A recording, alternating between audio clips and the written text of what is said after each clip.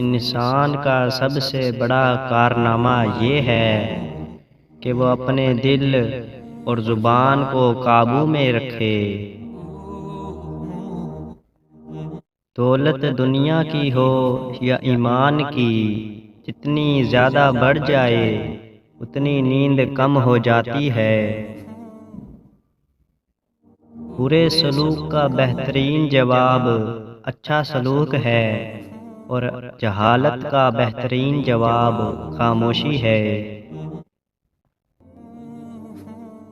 دو انسان کا پیٹ کبھی نہیں بھرتا، پہلا وہ جس کو علم کی بھوک ہو اور دوسرا وہ جس کو مال کی بھوک ہو۔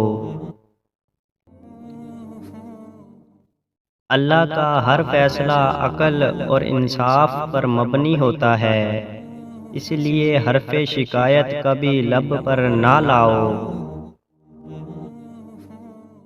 کلام میں نرمی اختیار کرو، کیونکہ لہجے کا اثر الفاظ سے زیادہ ہوتا ہے۔ دنیا نصیب سے ملتی ہے اور آخرت محنت سے، لیکن لوگ محنت دنیا کے لیے کرتے ہیں اور آخرت کو نصیب پر چھوڑ دیتے ہیں۔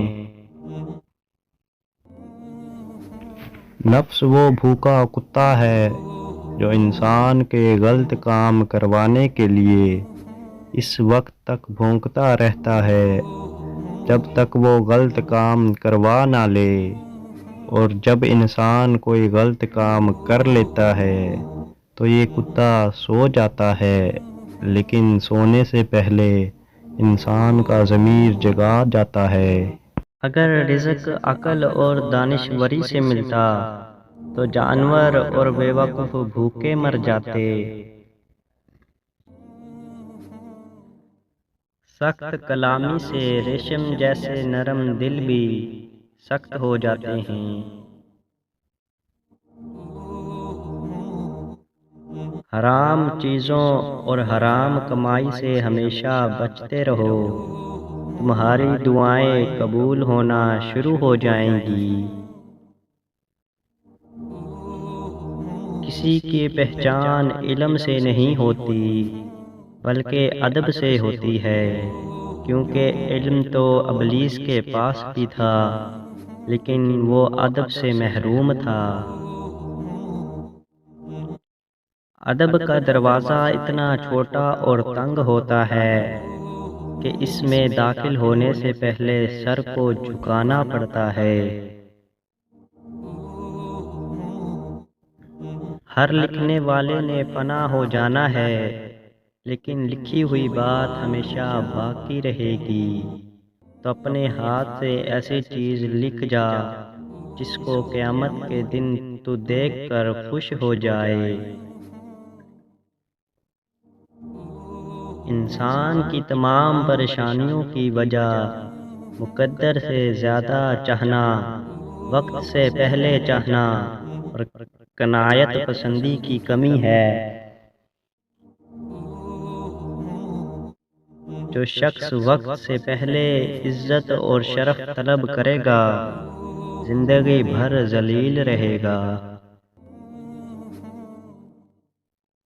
جو حرام مال کھاتا ہے اس کے تمام اجزاء گناہ میں بڑھ جاتے ہیں، خواہ وہ چاہے یا نہ چاہے۔